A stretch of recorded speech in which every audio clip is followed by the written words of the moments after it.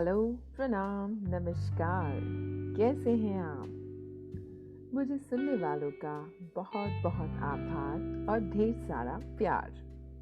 तो चलिए चलते हैं आज के सफ़र पर, जहां मैं आपके लिए लेकर आई हूं आने वाली ठंड की गर्माहट।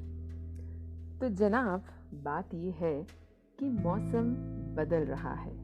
शाम जल्दी हो रही है, रातें लंबी होने वाली हैं। जी हाँ, जल्द ही ठंड दस्तक देने वाली है। ठंड, ये शब्द कहते ही कंबल, रजाई, मूंगफली, गुड़, पराठे, ऊनी कपड़े, सरसों का साग, मक्की की रोटी, थोड़ी ठिठुरन, थोड़ी गर्माहट, ये सब अपने आप ही जहन में आ जाता है ना? सर्दी का संदूक आवाज लगाने लगता है। अरे भाई, अब उसे खोलने की बारी जो आ गई है। अब उस संदूक से सबको एक बार फिर से बाहर निकालेंगे, धूप दिखाएंगे और कुछ दिनों के लिए सर्दी का आनंद भी उठाएंगे।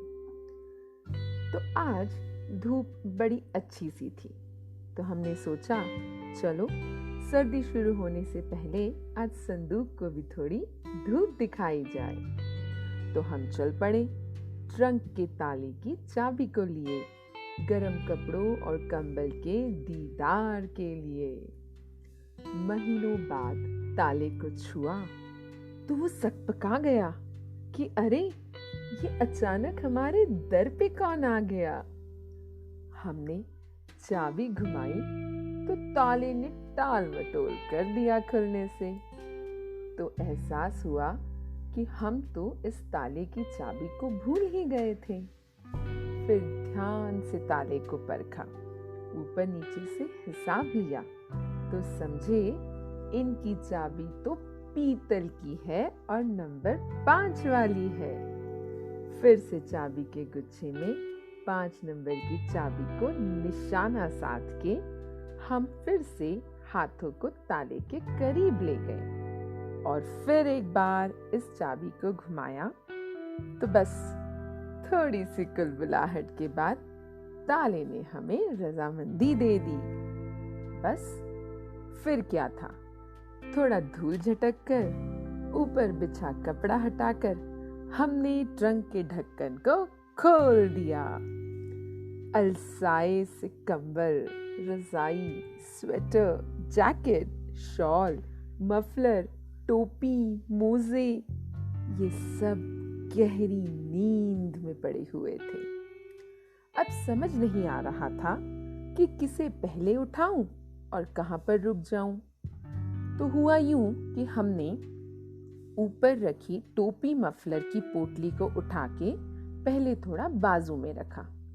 इनके दिन जरा बाद में ही आएंगे ना, क्योंकि फिर हमने जयपुरी कंबल को उठाया तो पाया वो तो गहरी नींद में आराम फरमा रहे हैं। तो उन्हें बड़े प्यार से उठाया और पलंग के किनारे विराजमान करवाया। फिर आई रजाई की बारी। रजाई मालूम है ना, उत्तर में रह रहे मेरे सभी मित्रों को रजाई के बारे में बताने की जरूरत नहीं। सही कहा ना? रुई से भरी हुई जादुई गर्माहट की दवाई है ये। रजाई की गर्माहट, सर्दी की ठंडक, सुबह रजाई से ना निकलने के बहाने, रात में रजाई गले लगाने के फसाने। जी हाँ, यही होते हैं ठंडी के दिनों के हमारे इरादे।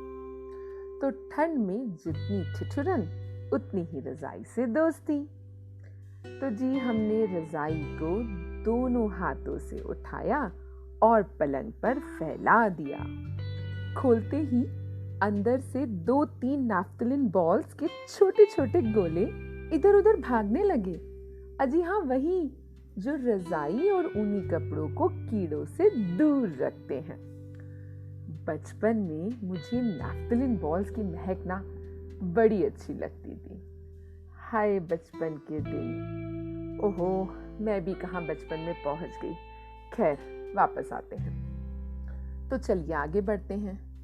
फिर निकले कपड़ों के बड़े बड़े बैग, स्वेटर, शॉल, जैकेट, ऊनी कुर्ते और ना जाने क्या क्या दिख रहा था। जोश में खरीदे हुए गरम कपड़ों की दुकान लगी हुई थी इस बैग में। भारत के पूर्वोत्तर भाग में रहने वालों के साथ ये बड़ी भारी समस्या रहती है। गर्म सर्द दोनों मौसम का अलग अलग ख्याल रखना पड़ता है।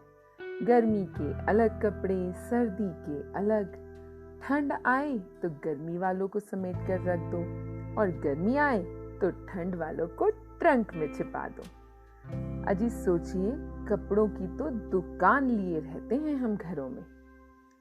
सही में मजे हैं एक जैसे मौसम में रहने वालों के। ज्यादा सामान नहीं खरीदना पड़ता सहेज सहेज कर। खैर, तो उस दिन हमारे रजाई, कंबल और गरम ऊनी कपड़े आ पहुंचे छत पर धूप खाने के लिए। तो नींद से हिलाकर हम इन्हें ले आए छत पर फैलाने के लिए। कुछ चारपाई पर बिखर गए, कुछ कपड़े सुखाने की रस्सी पर आ गए, कुछ कुर्सी पर जगह ढूंढने लगे और कुछ को हमने मुंडेरी पर ही फैला दिया। तो सारी दोपहर इन कपड़ों, कंबल, रजाई ने करवट बदल बदल कर धूप का आनंद लिया। वो गोवा जाकर सन टैन का आनंद होता है ना, जी हाँ वही, बिल्कुल वैसा।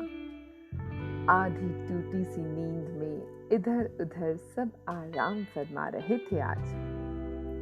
आजकल इन दिनों धूप में भी अच्छी तेजी आ रखी है। सिकाई और विटामिन डी भरपूर रूप से मिल रहा है। और क्यों ना हो, अभी इस धूप के मजे ले भी लेने चाहिए, क्योंकि कुछ दिनों बाद कड़कती ठंड में तो इस धूप के दर्शन भी दुर्लभ हो जाते हैं। दिखाई देती है तो बस धुंध, कोहरा, ओस, बादल, गलन और ठिठुरन भरी हवाएं। तो हमने आज धूप का पूर्ण रूप से सदुपयोग करने का निश्चय किया। हमने दिन भर में खाना इत्यादि खाकर इन्हें भी धूप खिलाई और आराम से लेट द सन सोक इन वाले मोड को ऑन ही रखा। अब आई शाम के चाय की बारी। तो हमने अपनी चाय की प्याली के साथ इन धूप लगे कपड़ों के पास जाकर बैठना तय किया। चाय पीने के बाद एहसास हुआ शाम ढल रही थी और कपड़ों कंबलों का अंबार छत पर अभी भी बिखरा पड़ा था। वो तो दुआ थी बादलों की जो वो नहीं बरसे थे आज, वरना तो हमारी शामत ही आ जाती। तो इंद्रदेव जी धन्यवाद जो आप आज जम के नहीं बरसे और हमारे प्यारे ऊनी कपड़ों की लाज रखी। चलिए, ये सब तो ठीक है, अब हम शुरू करते हैं कपड़ों को समेटना। तो जी हमने शॉल, स्वेटर को अलग किया, मोजे और टोपी को एक पैकेट में भरा, जैकेट्स की तह लगाकर उन्हें भी एक के ऊपर एक सहेज कर रखा, कंबल को भी लपेट दिया, रजाई पर गिलाफ चढ़ाकर उनको भी बंद कर दिया। अब आई सबसे बड़ी समस्या। क्या नहीं समझे आप? अजी इस ढेर को ले तो आए, अब रखेंगे कहाँ? तो जी सारे मेहमान ट्रंक छोड़ के आ तो गए ऊपर के माले पर, लेकिन अब इन्हें छुपाएंगे मेरा मतलब रखेंगे कहाँ? अजी पूछिए मत, इस भंडार को रखना आसान नहीं होता बिल्कुल भी। तो लड़ाई शुरू हुई अंदर के सामान के साथ। हमने अलमारी, पलंग के अंदर, दराज, इन सब जगह शुरू किया अभियान खाली करो का। अब ये कोई आसान काम थोड़े था। 2 घंटे के परिश्रम के बाद घर के कोने कोने में ऊनी कपड़े और सामान को बिखेर दिया गया। मेरे प्यारे ऊनी दोस्तों, माफी चाहती हूँ, सबको एक दूसरे से जुदा करने की गुस्ताखी मुझे करनी पड़ी, पर क्या करती। इतने महीनों से साथ रह रहे इन सब साथियों को अलग करके निर्दयता के साथ मैंने नई नई जगह पर पहुंचा दिया था। आज तो पक्का बहुत कोस रहे होंगे सब। पहले गहरी नींद से उठाया, फिर कड़कती धूप में स्नान करवाया, सबको उनकी जगह से हिला डुलाकर ठूस ठूस कर नए घरों में बिठाया। तो कुछ इस तरह ट्रंक से अलमारी तक का सफर एक ही दिन में इन सब ने तय कर लिया था। हम भी थक के चूर थे, भारी भारी कंबल पकड़कर। ऊपर से यह सब विरोध में साजिश रच रहे होंगे अलग अलग स्थलों पर, उसका तो पूछिए ही मत। जानते हैं बदला कैसे लेंगे? चलिए वो भी बता देते हैं। होगा यूं कि जिस दिन ठंड बढ़ेगी और हम कपड़ों को पहनने के लिए निकालेंगे तो वो या तो छोटे हो चुके होंगे या कस गए होंगे। मतलब इतना सब करके फिर से हम बाजार के चक्कर लगा रहे होंगे, फिर थैलियां भर के कपड़े आएंगे और फिर से ट्रंक की शोभा बढ़ाएंगे। तो इस तरह ठंड की शुरुआत हो चुकी थी। कम धूप और बढ़ती धुंध का सामना करने के लिए हम तैयार थे। हमारे हथियार घर के चारों ओर बिखर चुके थे। हम अपनी इस ऊनी सेना को लिए अगले कुछ महीने सर्दी से खुद की रोकथाम करने वाले थे और कड़कड़ाती सर्दी से खुद का बचाव करते हुए ठंड का एक अलग ही मजा है, ये भी सबको कहने वाले थे।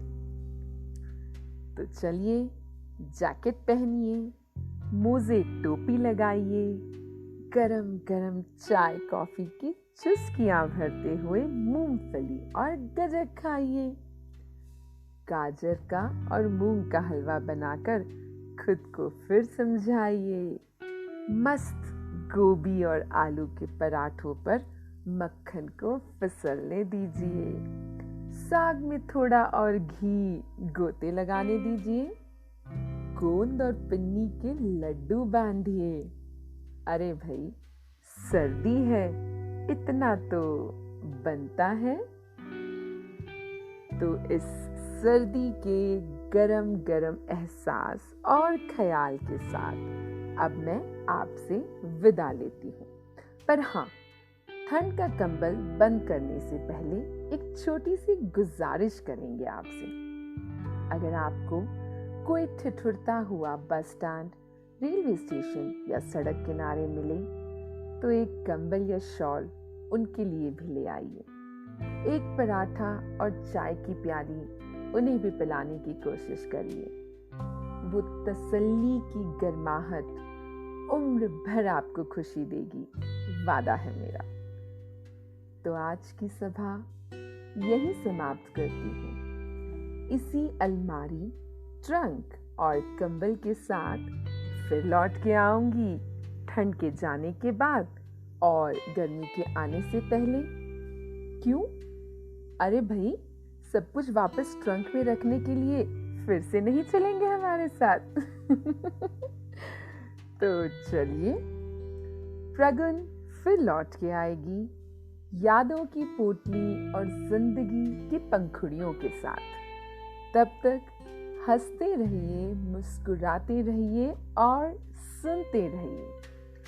पूर्ण तत्व के हर तत्व को जानने के लिए आप विजिट कर सकते हैं मेरी वेबसाइट www.praguntatva.com पर, या आप मुझे मिल सकते हैं किसी भी सोशल मीडिया जैसे इंस्टा, ट्विटर या फेसबुक पर विद द हैंडल @ipragun से।